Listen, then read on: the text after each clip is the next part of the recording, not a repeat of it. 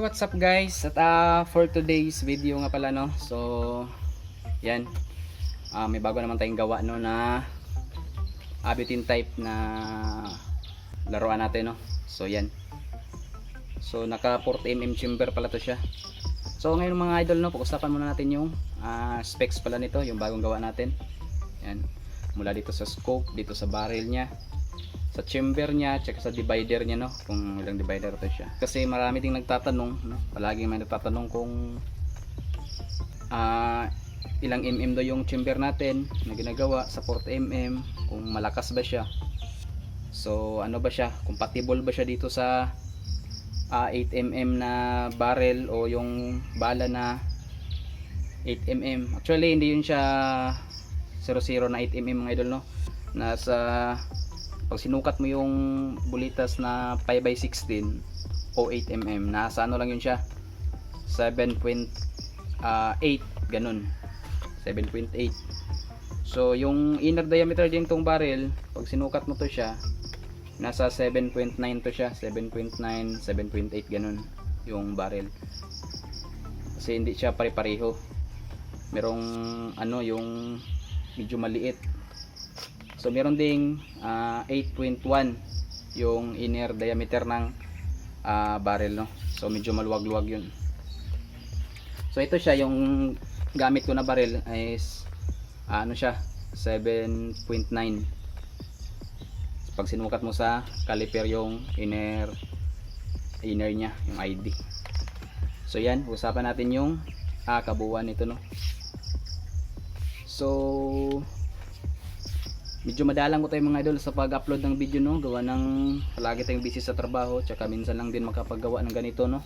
So ngayon nakagawa ko ng ano, ito isa. So yung converted lang din, toy gun lang yung gamit natin dito, yung sa pellet gun ano. Yan. Tsaka slide barrel. Yan siya. So unahin natin pakita mga idol yung barrel no. So ito, bolt lang to, threaded, matatanggal to. Yan. Tsaka hilain lang natin.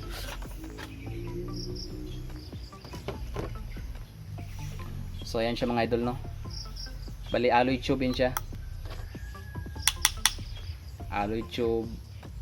Bali ano to siya. Ganun pa rin sa ginagawa ko, naka 3 layers to siya. 20mm, tsaka 11mm. Yung pinaka inner niya yun yung 8mm, yung mismong main barrel natin no. So kaya ako gumagamit ng ganito, yung alloy tube talaga yung ginagawa ko, ginagamit sa barrel, kasi para maiwasan natin yung pagbe-bend. Kasi kung gagamit ka ng 20mm na tube, na PVC tube, 20mm gamitin mo, tapos da-direct ka mismo doon sa 8mm ng pinaka inner. Maganda kung makapal yung ano mo, yung 8mm na barrel mo, main barrel, kasi hindi yun siya kayang mabend ng 20mm na PVC. Kasi pag mainit ang panahon, hindi natin maiwasan na magbe-bend yun siya ng bahagya. So dahil maliit yung sa ilalim, sumasabay na lang din yun siya. Buti kung dalawang layer ang gamit mo o tatlo.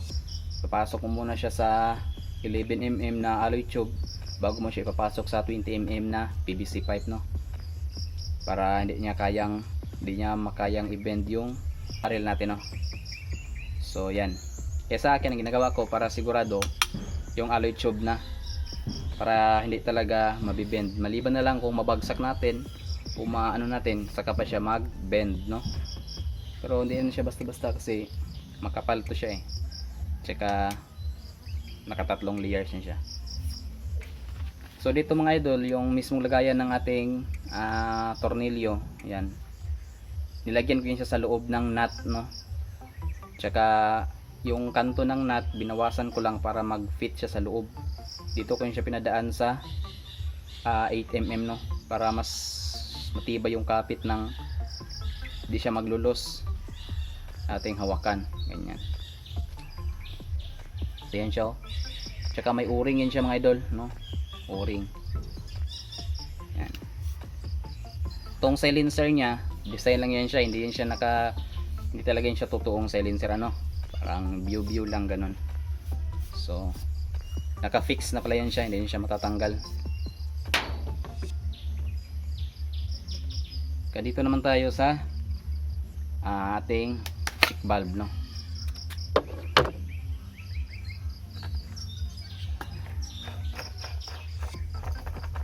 Ayan. 3/4 ang ginamit ko na male adapter tsaka female adapter. 3/4 yan siya, pero yung sa loob niya, yung to 11mm to siya na alloy tube, yung mismong daanan ng ating butane, no. Yan. So hindi po siya uuga-uga, hindi po yun siya nag-uuga-uga, no. So gagawin natin ng video to siya, next video, kung paano siya hindi siya walang play na pag ganon. Kasi pag may play yun, sisingaw yun siya. Pag nagganyan yun, pag push mo, pag medyo nakaganyan yung butane mo, hindi na yun siya maglalapat dyan. Parang magkaroon siya ng bahagya na kang-a, kumbaga. Tapos doon nasisingaw. Ang tendency nun, pag may singaw yun siya, pag puputok, tilapon yun dito yung yung tank natin ng butane. Ito. Tutulak to siya ng pressure kasi may singaw siya, eh. So ang mangyayari, kakalas. Ganun siya. So kailangan pag gumawa ng ganito, yung hindi talaga siya walang play, o may play man yung kunti lang, yung hindi talaga siya nagpi-play ng para lalayo siya dyan, yung hindi talaga siya, no. So yan, basta gawa na natin ang video yan sunod, no. So yan siya. 1 ml syringe, pinutulan ko. Actually puputok naman siya kahit hindi puputulan, no, pag ganitong setup. Pero hindi kasi ako satisfied sa lakas niya, kaya ginaputulan ko siya. So spring, DIY lang din na spring. Ginagamit ko pala, mga idol, yung spring yung sa ng internet, yung cable ng internet, kasi matibay yun na spring. Yun ang gawin nyo, marami kayong makikita dyan sa mahilig din gumawa ng ganito sa mga tabi-tabing daan, no. Marami dyan yung naputol. Yan siya. So yan. Tsaka dito, yan, ito siya, mga idol, yung design dito, yung mismong kasahan lang din dito sa toy gun na binili natin, yung sa pellet gun, no? Yun ang ginagawa kong design dito, kasi meron na siyang rear sight, so siniting ko lang siya papunta doon, para doon sa mismong natin. Pwede rin siyang magawang sight natin pag wala tayong scope, no. So ayan. Tsaka ito, mga idol, makakalas to siya. Pinasadya ko to na pakalas kasi gusto nung may-ari na madadala niya kahit saan siya magpunta, no, pag gusto niya maghunt sa malayo. So pag kinalas natin, ganyan lang siya kahaba. Yan. So ito pala siya, 40mm to siya, mga idol, no. 40mm chamber to siya. Bali may tatlong divider to siya. Dito tsaka dito. So naka 3 dividers to siya. Ang haba pala ng chamber natin nasa 16 inches, no. 16 inches to siya. Yan, 3D din. 3/4 din yung gamit ko na female adapter tsaka male adapter, no. Yan.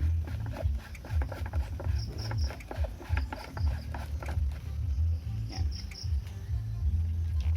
Dito naman sa kanyang igniter, yan, ganyanin mo lang yan. Pag magpalit ka, hugutin mo lang siya. Ganyan lang yung pag tatanggal, no. Sa pagbalik, ganun din, may nakaabang na kasi yan siya dyan, kaya hindi na siya mahirap magpalit ng igniter natin pag nagwi-weak na.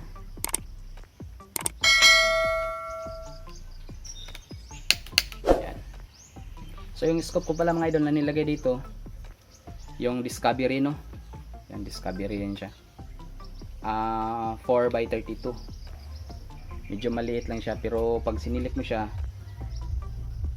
para ding pag sinilip mo, para ding yung view niya sa loob, pag sinilip mo siya, para ding naka 3x40 na scope, no. Yung laki ng niya, view niya sa loob pag sinilip mo siya. Tsaka napakaganda lang nitong Discovery, mga idol, kasi ang linaw niya. Yan. Tsaka Tsaka maliit lang yung ano niya, yung crosshair niya sa loob, no. Maganda din naman yung BSA na scope. Ang pagkaiba lang nito kasi hindi siya masyadong maraming mga guhit-guhit, ganun, no. Tapos ano siya, maliit lang yung crosshair niya, parang maliit ba. Sa BSA kasi medyo may katabaan yung crosshair niya sa loob, no. So ayan siya. Pag-assemble, ganito lang rin. Tanggalin lang muna natin to. Slide, naka-slide barrel lang kasi ito siya.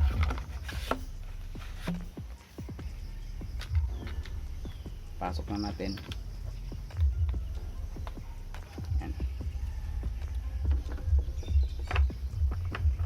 Sa nagtatanong pala mga idol, no, kung gaano kalayo yung sa nagtatanong kung gaano kalayo yung igniter natin mula dito.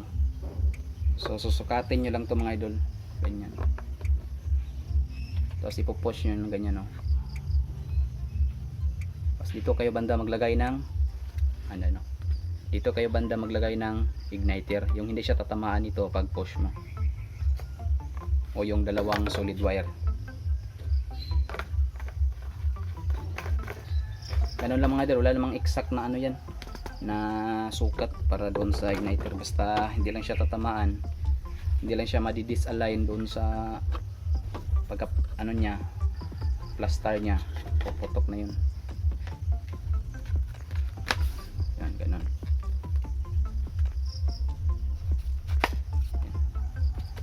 So ayan siya mga idol, no. Ito nga pala siya, hindi ito siya, nilagyan ko lang siya ng parang railings dyan, pero hindi yan siya railings talaga, no. Yung belt din siya ng pam belt. Pwede rin yung sa motorcycle, ano, pwede rin siya. Ito naman ginawa kong hawakan yung mismo sa yung sa pito ng mga motor. Ito. So ganun lang din, slide, push, mga 5 seconds. Yan. Open, lakas, push.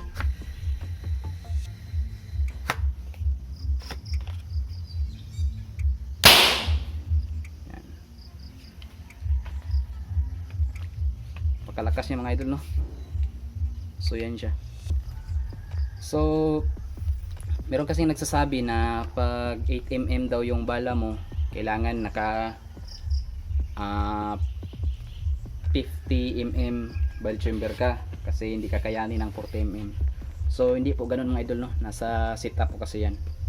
Kasi yung ginagawa ko, hindi pa ako nakasubok gumawa ng 5.25 o 6mm na bulitas sa 40mm. Lahat ng ginagawa ko na 40mm, bali 8mm yung bala niya. So sa lakas, ganun pa rin. Kung pag-usapan natin ng lakas ng 50mm tsaka 40mm, pareho lang sila mga idol, no. Pareho lang sila ng lakas kasi depende kasi yan sa gumagawa, no, o sa setup. So para sa akin, kasi gumagawa din ako ng 50mm, yung sa wood bat 50mm ginagawa ko doon kasi hindi siya bagay tignan pag 40mm yung ginawa ko doon sa naka wood bat na disalpak lang. So 50mm ginawa ko. So ang lakas pareho lang, kung gaano siya kalakas ganon din sa 40mm. Nasa setup na lang yan mga idol, no, kung paano palakasin natin yung laruan natin, no. Pero yung lakas talaga niya, hindi talaga siya kasing tulad dun sa lakas ng mga PCP airgun ganon, hindi po kaya ng laruan natin yun, yung ganong lakas, kasi magkaiba na po yun sila. Kasi yung mga laruan natin ganito, yung mga denatured, spray type, pump type, tsaka yung butane type, meron po talaga siyang limitasyon kung gaano lang kalakas, no. So sa gawa ko mga idol, nasubukan kung gaano siya kalayo, yung accurate niya nasa 30-35 meters lang yung kaya niya, o yung kung asintado ka talaga. Pero sa nasubukan ko, nasa ganun lang yung naset ko na patamaan na target, no. So pero kaya pa niya umabot hanggang, kung abot lang pag-usapan, kaya niya umabot kahit 100 meters pa yan, kaya niyang abutin yan. Pero doon sa accurate o sa accuracy niya, malabo. Kahit sa 50 meters malabo ka na makatama nun pag ganito lang gamit mo. Kahit gaano pa yan, kahit 50 mm, kahit 40 mm, 50 meters pataas, malabo mo nang patamaan yan. Pwede pa siguro 40, 45, ganun. Mapag-asintado ka talaga, marunong ka mag-adjust dun sa, kasi pag malayo na, kung hindi aangat yung bala mo, bababa siya. Meron kasing ganyan na pag malayo, aangat yung lipad ng steel ball, no? Kasi yung isa kong ginawa na 50 mm, ganun yung nangyari. Pag malayo yung target ko, ang lipad niya paangat, parang hindi siya pababa, pero siguro sa layo na siya, bumababa na siya. Pero pag ganun mga 40 meters, paangat yung ano niya, paangat yung lipad ng ano, steel ball, no? Siguro dahil dito yun sa stopper natin, sa magnet natin na nilagay. Kasi dito meron siyang 4 na magnet kung saan siya nakadikit.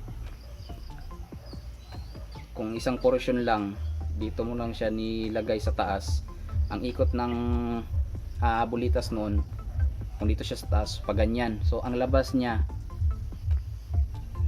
ano siya, yung lipad niya taas, yung lipad niya taas, kasi ang ikot, iikot kasi yun siya mga idol, no? Pag tinulak yan siya ng pressure, ang bulitas sa loob iikot din siya. Kaya yun ang mangyayari. So hindi rin ako expert sa ganun, pero yung sa observation ko lang, sa ginawa ko, parang ganun yung nangyayari, no? So yan mga idol, no? Sana makatulong sa inyo yung sa mga baguhan sa paggawa ng ganito. Ito PVC lang din ginawa ko, no? Ito palang bat natin, ito stock, naka 40 mm din to siya, 32 mm to 40 mm, saka 40 mm din. Kasi pag di kasi bagay sa paningin ko pag payat dito, kung ito siya kasing laki din dito, no?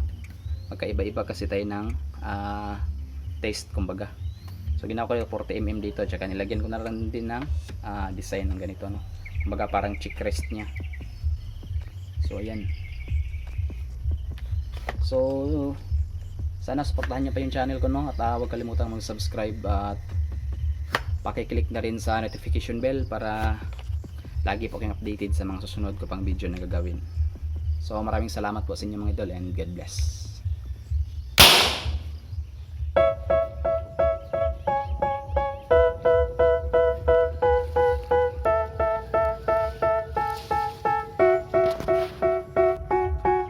They tell me that I'm never gonna make it. They want me to do something that could make sense. They hate when I keep dreaming I'll be famous, but I don't give a fuck, I'ma keep chasing.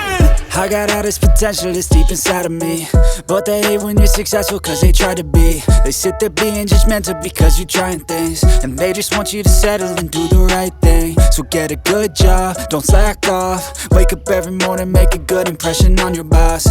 Don't do anything that I wouldn't do, and when you're making money, make sure you don't spend it too soon.